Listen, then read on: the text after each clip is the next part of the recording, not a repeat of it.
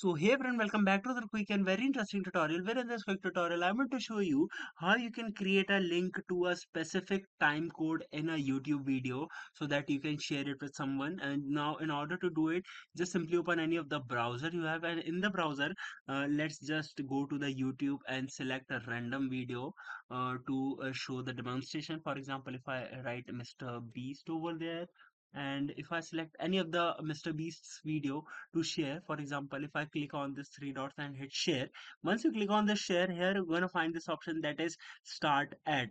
Just simply check it mark and give the exact time code of which you want to create a link of that particular time code. And once you are write it the time code here, just simply hit copy, and the link to that particular time code have been copied to your clipboard. Now you can share it anywhere you want. Alright, so that's it for this tutorial. I hope this video will be helpful for you. Make sure to hit the like button and subscribe button for more such helpful and interesting tutorials. See you in the next one. Take care.